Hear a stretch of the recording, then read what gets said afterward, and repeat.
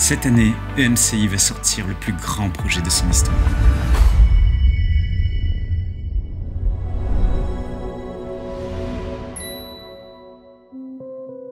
Les gens lisent de moins en moins la Bible, alors que nous passons en moyenne 4 heures par jour sur nos téléphones.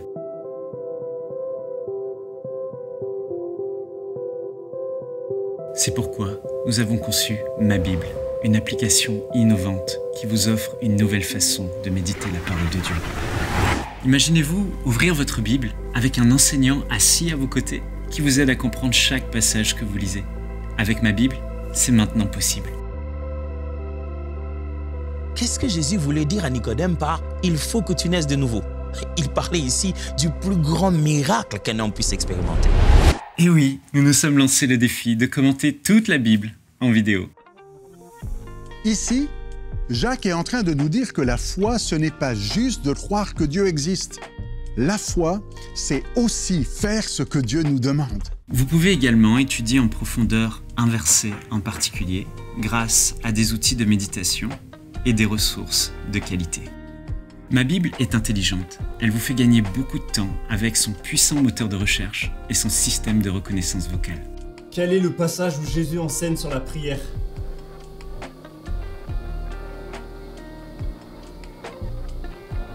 Aussi, à tout moment de la journée, vous pouvez écouter la Bible en audio dans votre version favorite. Psaume, chapitre 23. L'Éternel est mon berger. Je ne manquerai de rien. Vous pouvez choisir votre voix préférée. Il me fait reposer dans de verts pâturages.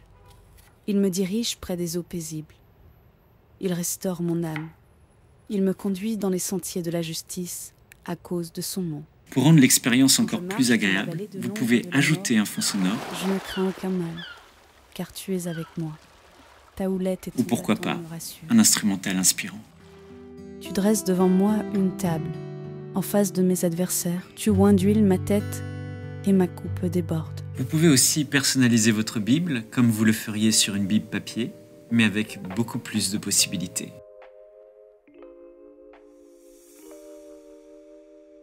Une autre fonctionnalité que vous allez beaucoup apprécier est celle du parcours. Dès son ouverture, Ma Bible vous propose un parcours spirituel quotidien que vous pouvez entièrement personnaliser. Votre parcours commence avec une courte pensée qui vous encouragera. Fais confiance à Dieu, c'est la pensée que j'aimerais t'apporter aujourd'hui.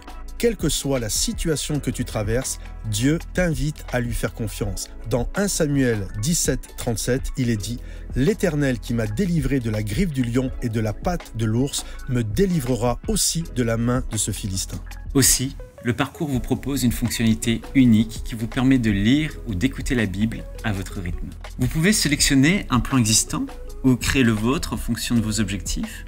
Pour cela, il vous suffit de choisir un ou plusieurs livres de la Bible et d'indiquer le temps dont vous disposez chaque jour. Un plan est généré.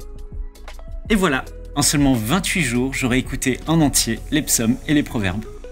Pour aller plus loin, vous pouvez ajouter à votre parcours nos études interactives.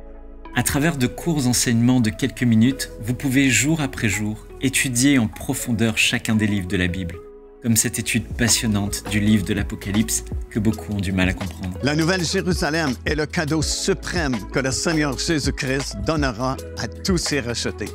Vous pouvez même proposer à un ami nouvellement converti d'ajouter à son parcours cette formidable étude qui l'aidera à faire ses premiers pas dans la foi.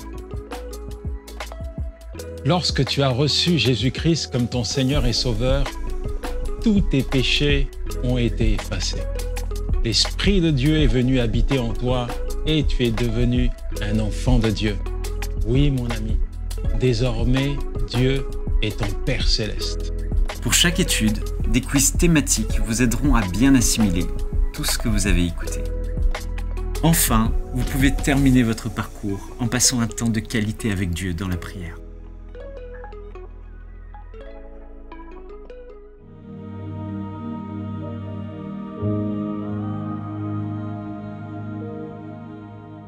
Ma Bible, c'est aussi une application pour toute la famille. Même les enfants ont leur propre Bible numérique, Ma Bible Junior. Ils peuvent la personnaliser à leur goût et profiter de nombreuses notes et commentaires bibliques.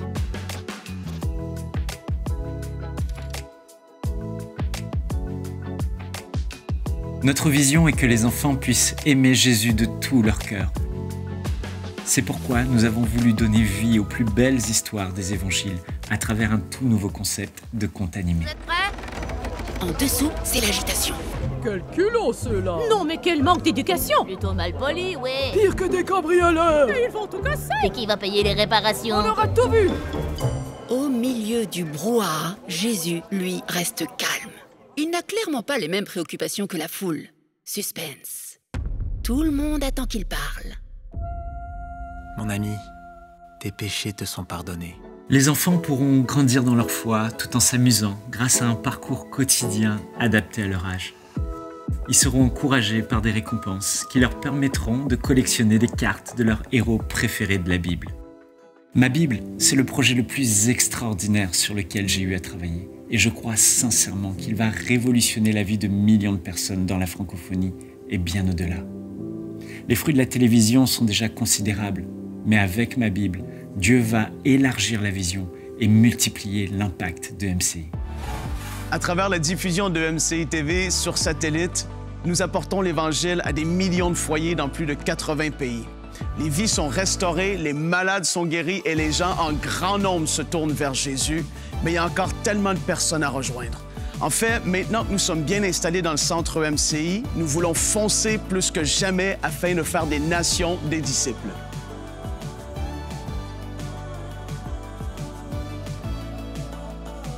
Nous allons lancer de nouveaux concepts d'émissions, dont une nouvelle émission de louange et d'adoration.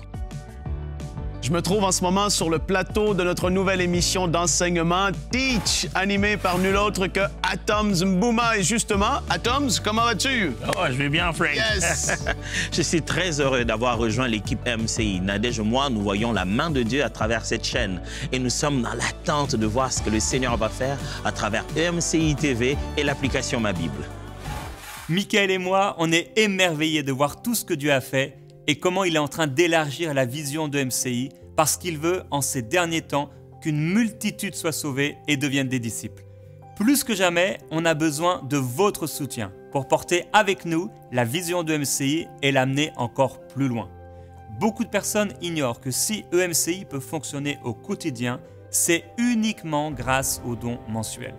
Et actuellement, ces dons mensuels ne suffisent pas à couvrir les frais de fonctionnement. On doit aussi rapidement recruter plus d'équipiers pour finaliser ces merveilleux projets, dont Ma Bible, qui sortira au mois de décembre. Mais surtout pour continuer à faire vivre EMCI et ses projets sur le long terme.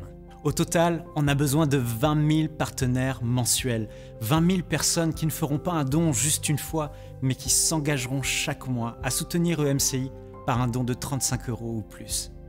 Frères et sœurs, j'ai cette assurance qu'une fois de plus, le Seigneur parlera à vos cœurs et qu'ensemble, par la grâce de Dieu, à travers ces merveilleux projets, on marquera l'histoire de la francophonie. Que Dieu vous bénisse. Dès maintenant, faites partie des 20 000 partenaires mensuels qui porteront la vision d'EMCI et qui l'amèneront encore plus loin. Pour faire votre don, rendez-vous sur emcitv.com/20 000.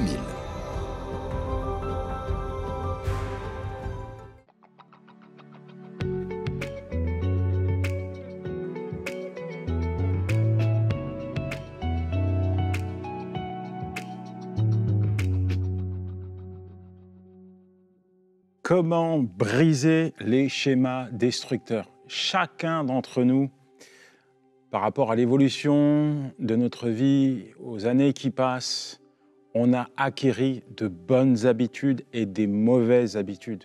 Manière de penser, manière de se comporter, manière de parler, que ce soit du bon côté ou d'un mauvais côté. Et le résultat, tu le connais puisque tu es ce que tu penses être et on est la somme de toutes ces habitudes, de toutes ces choses qu'on pense sur nous-mêmes, sur les autres, de nos manières d'agir, de réagir face à la volonté de Dieu, face aux aléas de la vie, face à nos collègues de travail, à nos camarades de lycée. C'est tout ça qui façonne et qui a façonné votre manière d'être. Aujourd'hui, on parle de comment briser les schémas destructeurs. Et quand je dis cela, ça veut dire enlever tout ce qui finalement nous empêche de progresser, nous empêche de ressembler de plus en plus au modèle suprême qui est le nôtre, c'est Jésus-Christ. Je me souviens d'une fois, ma fille voulait faire apprendre à nager. Et je l'accompagnais à la piscine. Et moi, de temps en temps, j'allais à la piscine. Bon, bref, je me suis très vite aperçu que je n'étais pas vraiment qualifié pour nager, faire des allers-retours, etc., comme je l'aurais souhaité. Et comme j'aime bien exceller dans ce que je fais, bon, je me dis, je vais profiter des cours de natation qu'on va donner à ma fille pour moi-même prendre des cours afin de parfaire ma nage, de nager comme un champion olympique. Alors nous voici à la piscine, ma fille fait quelques exercices et puis la professeure nous dit bon voilà, il y aura 10 heures pour votre fille et puis normalement elle nagera comme un poisson dans l'eau. Je dis ok, moi j'aimerais aussi prendre des cours pour parfaire ma nage et je voudrais savoir combien d'heures je dois prendre. Et elle me dit faites un aller-retour dans la piscine et puis je vais vous dire. Mais je dis mais je sais nager, ça fait 30 ans que je nage, bon bref, pas franchement besoin de faire un aller-retour. Elle me dit si, faites un aller-retour et puis je vais vous évaluer. Ok, je fais un aller-retour dans la piscine et puis elle me dit pour vous ça sera 20 heures. 20 heures? Ma fille, elle ne sait pas nager, elle part de zéro il y a 10 heures et moi je sais nager et vous me mettez 20 heures de natation. Je dis pourquoi? Elle me dit non, c'est simple, vous avez acquis beaucoup de mauvaises habitudes dans votre gestuelle, etc. Et c'est plus compliqué à se défaire des mauvaises habitudes plutôt que d'apprendre à quelqu'un qui part de zéro. C'est beaucoup plus difficile de se défaire des mauvaises habitudes. Tout ça pour dire que depuis des années, on a vraiment acquis, et c'est normal, des choses qui ne sont pas forcément bénéfiques pour nous et bénéfiques pour les autres. Et pour nous en défaire, il va falloir nous laisser faire par Dieu. Pour nous en défaire, il va falloir laisser Dieu venir travailler notre vie dans tous les sens du terme. Et j'aimerais vraiment m'entretenir avec toi là au travers de cette émission. Et je crois qu'à la fin, non seulement tu sauras mettre le focus sur ce que tu dois abandonner comme mauvaise habitude, mais surtout, tu vas laisser Dieu te revêtir de l'homme nouveau qu'il a créé en Jésus-Christ que tu es. Alors le premier point, c'est la découverte de soi dans la foi. Romains 12, verset 2, « Ne vous conformez pas au siècle présent, mais soyez transformés par le renouvellement de l'intelligence, afin que vous discerniez quelle est la volonté de Dieu, ce qui est bon, agréable et parfait. » Voilà. Là, dans ce texte, il est question de pas se conformer au siècle présent. C'est-à-dire, il y a des choses qu'on voit dans ce monde, ce n'est pas forcément ce que Dieu veut nous voir appliquer dans notre vie. Et comme tout commence par l'intelligence, Paul met l'emphase sur le renouvellement de l'intelligence. Quand tu renouvelles ton intelligence au travers de la parole de Dieu, ça renouvelle ton comportement. Et forcément, ça te défait des mauvaises habitudes.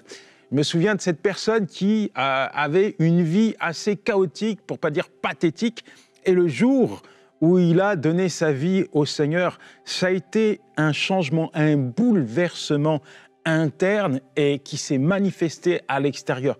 Cette personne, quand il rencontrait ses amis d'hier, il ne le reconnaissait plus.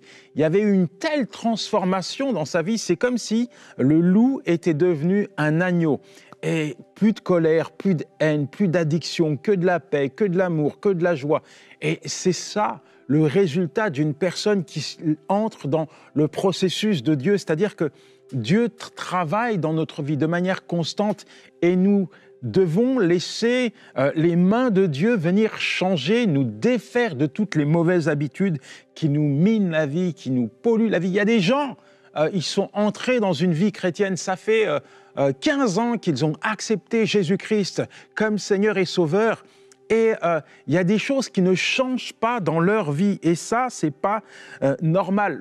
Il faut laisser réellement le Saint-Esprit opérer une révolution au sein de nos pensées. Et c'est ça qui va transformer notre vie. C'est ça qui va apporter un changement.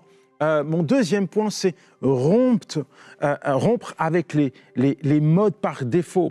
Luc 5, verset 5, il est question de Simon, de Pierre, qui dit « Maître, nous avons travaillé toute la nuit sans rien prendre, mais sur ta parole, je vais jeter les filets. » Jésus lui demande de faire quelque chose, et Pierre, c'est un pêcheur de métier. C'est-à-dire qu'il a travaillé toute la nuit, il n'y a rien à faire, il n'y a pas de poisson, il rentre, mais Jésus dit, non, on va repartir et tu vas jeter tes filets là-bas. Jésus lui demande de faire quelque chose qui n'est pas dans ses codes. Et sur la parole de Jésus, il va obéir et il va vivre quelque chose de particulier. Et tout ça doit nous enseigner que, en fait, c'est pas parce que tout le monde le fait que tu dois faire comme tout le monde. C'est pas parce qu'on t'a dit de faire comme ça, comme ça, comme ça, que tu dois faire chaque jour comme ça et comme ça.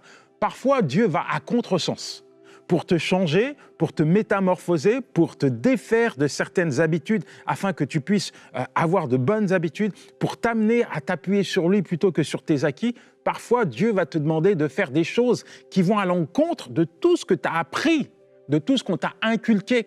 Mais il faut l'appliquer pour voir les changements de Dieu s'opérer dans ta vie. Et Pierre a vécu un véritable miracle. Il s'est laissé faire par la parole de Dieu. Il a obéi à la parole de Dieu. Et si on peut un petit peu aller plus loin dans cette réflexion, par exemple, un jour, Pierre est dans la barque, il y a Jésus qui arrive, il marche sur les eaux. Tu connais certainement cette scène. Et là encore, Pierre, c'est un pêcheur de métier. Il connaît l'eau. Voilà, jamais il a essayé un jour dans sa vie de marcher sur les eaux. Et il dit, Seigneur, si c'est toi, ordonne que je te rejoigne. Et Jésus lui dit, viens. Et qu'est-ce que Pierre va faire ?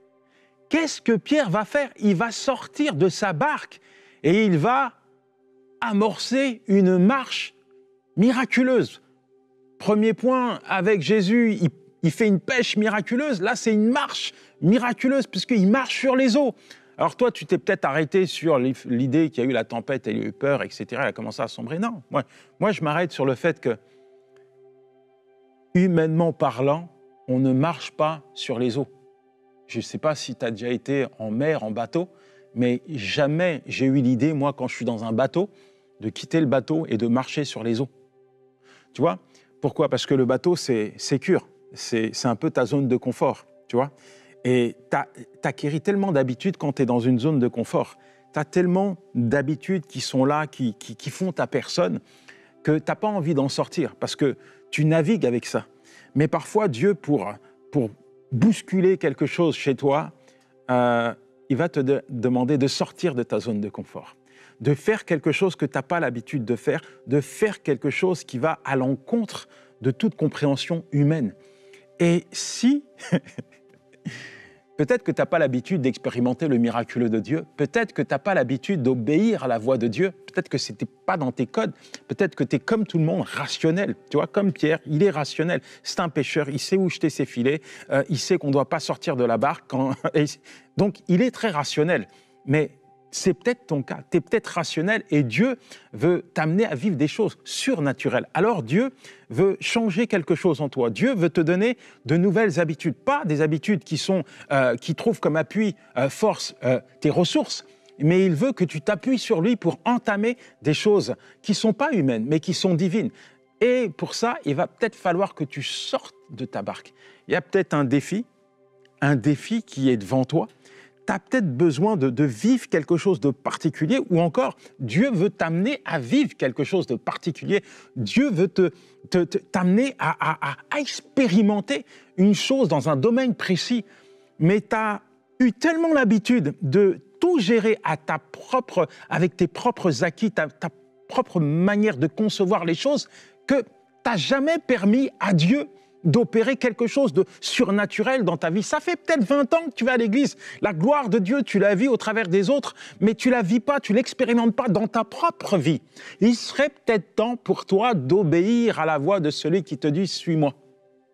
Il serait peut-être temps pour toi d'obéir à la voix de celui qui te dit « Viens, n'aie pas peur, viens ».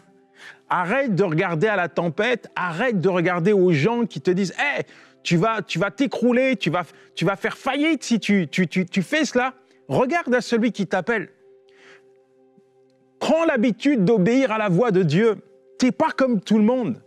Et tu dois rompre avec les schémas du monde, rompre avec la manière de faire que tu vois à droite et à gauche. L'influence qui est sur ta vie ne doit pas être l'influence des hommes, mais l'influence de Christ en toi. N'essaye pas de ressembler à tout le monde. Tu n'es pas une photocopie. Tu es appelé à expérimenter, à vivre des choses qui sont uniques, des choses que Dieu te réserve.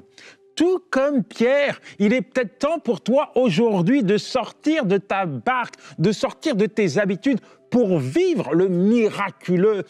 Tout comme Pierre, il est peut-être temps pour toi de poser un acte de foi, de jeter tes filets là où tu n'as pas l'habitude de le faire et vivre quelque chose de particulier de la part de Dieu. Dieu veut faire. Je dis, quand tu lui fais confiance, Dieu va faire. Alors peut-être pour vivre des choses particulières dans ta vie, il faut peut-être que tu te défasses de certaines habitudes. Je me souviens de cette personne, c'était un pasteur, il est toujours pasteur d'ailleurs, mais il avait un problème, il avait l'habitude de manger, et il mangeait très bien. Le résultat, c'est que quand il parlait de consécration, de jeûne et prière à l'église, tout le monde riait, parce que son corps parlait en sa défaveur. Il pesait une centaine de kilos, bref, il souffrait d'une obésité morbide. Et en fait, on lui avait donné l'habitude de beaucoup manger depuis sa jeunesse. Il mangeait. Et son corps même était attaqué, sa santé même était mise à mal.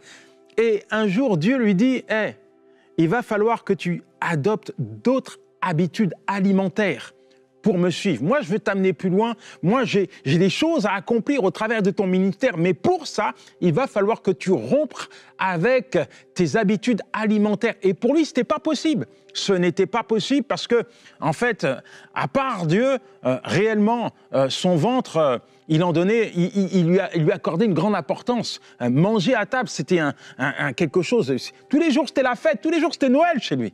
Alors Dieu lui dit, tu vas rompre avec ça, mais il n'en avait pas la force. Alors il se confie en Dieu et dit, Seigneur, moi j'ai l'habitude de manger, mais je crois que tu es capable de me donner l'habitude de rompre avec ça. Je crois que tu es capable de me défaire de ces mauvaises habitudes qui mettent à mal ma santé. Et il s'est laissé faire par Dieu. Et ce qui était impossible pour lui, même impossible pour les médecins, impossible pour sa famille, parce que tout le monde lui avait dit d'arrêter de manger. Le médecin lui avait dit d'arrêter de manger. On voulait même l'opérer. Mais il a obéi à Dieu. Il a vécu un vrai miracle dans sa vie, puisqu'aujourd'hui, il a perdu énormément de kilos. Il a retrouvé son poids de forme et réellement, il vit des choses incroyables avec Dieu. Et tout ça pour te dire que, tu sais, parfois, il y a des choses anodines, on se dit tout le monde le fait, donc on peut le faire. Mais non, non. Ton corps, c'est le véhicule que Dieu a choisi pour te conduire vers ta destinée. Et si tu donnes des mauvaises habitudes à ton corps, eh bien, peut-être que ça peut ralentir le processus de Dieu pour te conduire vers ta destinée. Alors, il est impératif, il est important de réaliser que, quel que soit ce que Dieu te demande d'opérer comme changement d'habitude, fais-le. C'est pas parce que tout le monde le fait que tu dois le faire. C'est pas parce que tout le monde le fait que tu dois le faire. Et pour créer des nouvelles habitudes, il faut nécessairement briser les anciennes habitudes. Il faut rompre avec ça. Peut-être que c'est le monde qui a créé des mauvaises habitudes chez toi. Il faut rompre avec ça pour laisser Dieu te diriger, te conduire, te guider vers de nouvelles habitudes. Et c'est impératif de le faire. Moi, je sais que il y a des choses que je ne peux plus faire. En fait, souvent, il m'est arrivé d'avoir cette réflexion, mais je ne me reconnais plus. Et heureusement, parce que je sais que Dieu a opéré des changements radicaux dans ma vie. Et ils étaient nécessaires. Ils étaient nécessaires pour que je puisse être ce que je suis aujourd'hui. Parce que je ne pouvais pas entrer dans le plan de Dieu, devenir ce qu'il m'avait appelé à être avec mes anciennes habitudes. Mes anciennes habitudes étaient toxiques, elles me faisaient régresser, elles polluaient ma vie, mon intimité, ma relation avec Dieu, elles polluaient ma relation avec ma femme, ma relation avec mes enfants, elles m'empêchaient de m'épanouir. Il y avait tellement de choses dans ma vie qui n'étaient pas bonnes. Il a fallu que je me débarrasse de toutes ces mauvaises habitudes. Il y a un texte que je cite souvent, 2 Corinthiens 5, verset 17, « Si quelqu'un est en Christ, c'est une nouvelle créature. Les choses anciennes sont passées, voici toutes choses sont devenues nouvelles. » Alors c'est un texte, tu peux te dire, « Ouais, c'est super, je donnais ma vie à Christ, et maintenant je suis une nouvelle personne. » Oui, c'est vrai, Tu es une nouvelle personne en Christ. Mais il y a la sanctification de position, celle que Christ t'a donnée à la croix, t'as changé de camp. Effectivement, tu es un enfant de Dieu, tu es une nouvelle personne. Et puis, il y a la sanctification de tous les jours. Ça veut dire que dans le processus de Dieu, tu dois te sanctifier. Dans le processus de Dieu, eh bien, il n'y a rien qui doit empêcher ta personne de ressembler de plus en plus à Christ. Donc, il faut abandonner les mauvaises habitudes. Tu sais, ces mauvaises habitudes qui parfois t'amènent, te plonge vers au bas, t'empêche de servir pleinement le Seigneur, t'empêche de devenir la meilleure version de toi-même. Il faut rompre avec ça et laisser Dieu te guider vers de nouvelles habitudes. Il y en a, ils ont l'habitude de se mettre en colère face à quelque chose qui les déstabilise. Ils n'arrivent pas à gérer leurs émotions et leur réaction, c'est la colère. Ça fait des années que tu marches avec Dieu. Ça fait des années, à chaque fois que ça ne va pas, tu te mets en colère. Tu as l'habitude d'être en colère. Et tout le monde te connaît au travers de cet aspect. Est-ce que la colère, c'est biblique? Est-ce que tu élèves Dieu lorsque tu te mets en colère et que tu commences à crier dans la maison? Non. Ce qui est biblique, c'est la paix. Ce qui est biblique, c'est l'amour. Ce qui est biblique, c'est la bienveillance. Ce qui est biblique, c'est la joie. Et c'est ça que tu dois manifester. Quels sont les fruits que tu portes? Quels sont les fruits qui sont les tiens? Est-ce que c'est le fruit du Saint-Esprit? Ou est-ce que c'est les fruits qui sont liés juste à l'ancienne personne que tu étais avant de rencontrer Christ? Mais comme tu n'as pas laissé Dieu te changer, comme tu es resté dans ton cycle destructeur de mauvaises habitudes, de mauvaises manières de parler, de te comporter, eh bien, oui, il y a ce que Christ a opéré dans ta vie, mais la réalité, c'est qu'à chaque fois que tu es confronté à des choses qui te déstabilisent, eh bien, c'est pas la paix, c'est pas l'amour, c'est pas la joie, c'est pas la compassion, c'est pas l'empathie, c'est pas la bienveillance que tu manifestes. Ce sont les choses qui sont purement attachées à ton ancienne manière de vivre, de te comporter. Tu réagis coup pour coup, œil pour œil, dent pour dent. Bref, il y a des choses parfois qu'on entend dans la bouche des chrétiens. On se dit, mais est-ce que véritablement ils ont laissé Dieu opérer un changement dans leur vie? C'est pas parce que tout le monde le fait que tu dois le faire. C'est pas parce que tout le monde réagit de manière dure et difficile quand il fait face à une opposition, quand il fait face à une offense, que tu dois te comporter de la même manière. Seigneur, merci pour ton enfant. Alors que nous sommes en train de parler d'habitude, de mauvaises habitudes et de bonnes habitudes. Alors que je suis en train de parler des changements que tu opères dans la vie de tous ceux qui se laissent faire par toi, je te prie, Seigneur, pour ton enfant. Peut-être que tu as réveillé, peut-être que tu lui as montré des choses qui ne vont pas dans sa vie, que tu souhaites, que tu désires qu'il abandonne. Seigneur, je prie pour que tu lui donnes la force, la capacité, Seigneur, de renoncer à ce comportement, à ces habitudes néfastes pour sa vie. Qu'il puisse être un témoignage vivant de ta paix, de ton amour, de ta présence dans sa vie. Qu'il puisse être ce témoin que tu as placé au sein d'une famille. Qu'il puisse illuminer, à travers de son amour, le cœur de ceux qui l'entourent. Qu'il puisse contaminer au travers de la paix que tu mets en lui et qui se dégage de sa personne, tous ceux qui font partie de sa famille. Seigneur, tu lui donnes de se comporter non pas comme le monde, mais comme toi. Tu lui donnes d'appliquer, d'adopter les bonnes habitudes, la bonne attitude, partout où il va. Peut-être que c'est dans son travail où il est malmené, persécuté, qu'il se sent déstabilisé. Alors je te prie pour que tu lui donnes cette force et cette capacité de se comporter comme toi, face à l'opposition, face à tes détracteurs.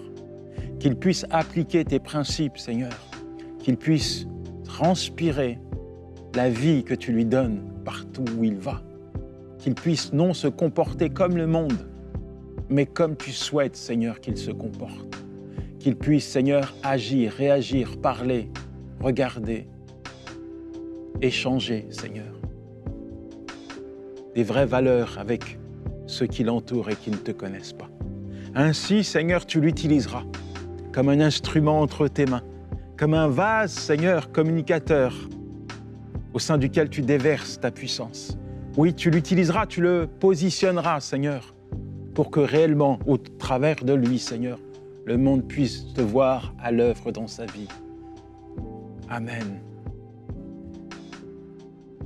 Mon autre point, c'est qu'il faut trouver ta raison de changer. Trouver sa raison de changer. Philippiens 2, verset 13, il est dit « Car c'est Dieu qui produit en vous le vouloir et le faire selon son bon plaisir. »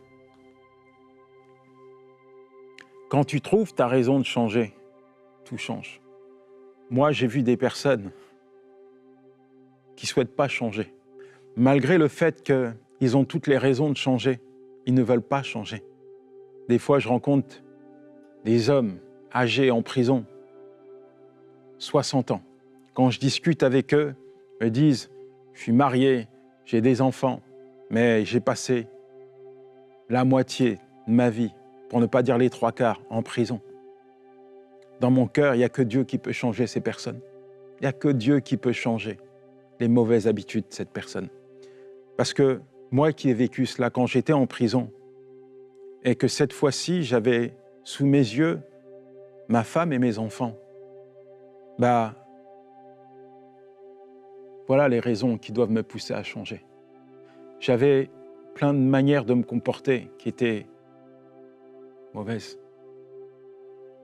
Dès mon enfance, on m'a dit, pour vivre, il faut voler. Il faut voler. Dès mon enfance, on m'a dit, pour être heureux, il faut te droguer. Parce qu'autour de toi, c'est la misère. En regardant mon père, j'ai cru que même si on avait des enfants, on n'était pas obligé d'être présent. J'avais des schémas destructeurs. J'ai cru que parce qu'on ne m'avait pas aimé, je n'aurais jamais pu aimer. Et en regardant ma femme et mes enfants venir me voir en prison, là, sous mes yeux, Dieu m'a montré que j'avais toutes les raisons de changer. Toutes les raisons. Et ils m'ont donné la force. Ils m'ont donné la force de me lever et de demander à Dieu la force de changer. Certes, il a fallu que j'applique certains principes bibliques. Certes, il y a eu des luttes, il y a eu des combats, il y a eu des larmes pour abandonner certaines choses. Mais aujourd'hui, je me dis, ça en valait la peine. Alors, ce que je suis en train de te dire, c'est qu'il y a peut-être des choses que tu dois abandonner. Chaque jour, ces faits nocifs pour toi, pour ta famille, sont sous tes yeux. Ça attriste le cœur de Dieu. Ça fait peut-être des années qu'il te demande d'abandonner certaines choses. Il faudrait plus qu'une émission pour énumérer tous les points destructeurs que le diable utilise pour détruire les enfants de Dieu. Mais tu connais, tu n'ignores pas ce que tu dois abandonner. Alors ma question, elle est simple. Pourquoi tu ne les abandonnes pas? Pourquoi tu ouvres la porte au diable pour qu'il vienne dans ta vie tout saccager, tout malmener? Il y a forcément des choses que Dieu te demande d'abandonner, et quand Dieu t'interpelle, c'est jamais pour rien, c'est jamais en vain. Aujourd'hui, peut-être que tu pleures à cause de ton attitude, à cause de cette chose, ce comportement, ce lien que tu ne veux pas rompre, parce qu'il est là, il est ancré en toi depuis des années. Mais c'est peut-être le moment de dire à Dieu, j'abandonne. Moi, je l'ai fait un jour, et crois-moi, il n'y avait pas qu'un lien que je devais rompre. Et crois-moi, je n'avais pas la force de rompre tous ces liens. Mais Dieu a produit en moi le désir, le vouloir et le faire. Et je peux te le dire, il l'a fait. Il l'a fait. Ce qu'il a fait pour moi, il peut le faire pour toi maintenant. Si simplement tu décides de te laisser faire pour lui. Alors je vais prier pour toi. Seigneur, merci pour ton enfant. Je ne sais pas quelle attitude, quel comportement, Seigneur, il entretient qui va à l'encontre de ce que tu veux pour lui, qui est en train peut-être de miner sa vie, de polluer sa famille. Je je te demande, Seigneur, maintenant, alors qu'il te dit, Seigneur, qu'il va abandonner, je te demande de lui donner la force et la capacité, de lui accorder le vouloir, le faire, de suivre ta volonté, Seigneur. Donne-lui tout ce dont il a besoin pour vivre, pour mener une vie, Seigneur, qui t'honore et qui te glorifie, Père. Fais-le maintenant dans sa vie et je proclame, Seigneur, sur sa vie, que les choses anciennes ont disparu. Qu'à partir de maintenant, Seigneur, seule ta parole, seuls tes principes s'appliquent dans sa vie, dans le nom de Jésus. Dieu est tellement grand, Dieu est tellement bon. Mon dernier point, c'est cultive une relation authentique avec lui. Authentique, soit vrai. Souvent, on dit qu'il faut quelques mois quand même pour rompre avec une mauvaise habitude et appliquer une bonne attitude. Et je veux que tu sois authentique. Je veux vraiment que tu ne sois pas trop dur avec toi-même. C'est de ton attitude que se détermine ton altitude. Voilà, ton attitude devant Dieu va déterminer ton altitude. Être authentique, ce n'est pas un point de faiblesse. Souviens-toi de David qui n'était pas parfait, mais qui était authentique devant Dieu. Seigneur, j'ai besoin de toi. Seigneur, je veux que tu interviennes. Seigneur, je veux que tu m'aides. Seigneur, je veux que tu me donnes la force. Il faut que tu sois authentique. Entretiens cette relation intime, cette communion avec l'Éternel, ton Dieu, qui te connaît. Il sait où tu en es. Il connaît les mauvaises habitudes. Il voit le souhait, le désir, la volonté qui émane de ta vie pour rompre avec ces mauvaises habitudes. Alors si demain il y a des choses qui ne vont pas, si demain tu sens que tu es affaibli, va vers lui, je t'en supplie, va vers lui et demande-lui la force d'avancer, demande-lui la force de persévérer dans ses nouvelles décisions et il te donnera tout ce dont tu as besoin pour accomplir sa volonté. Tu peux compter sur lui, sa parole est certaine. Que le Seigneur te bénisse. À bientôt.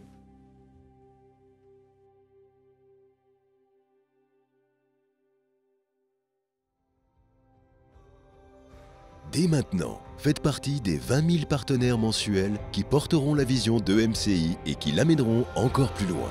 Pour faire votre don, rendez-vous sur emcitv.com/20 000.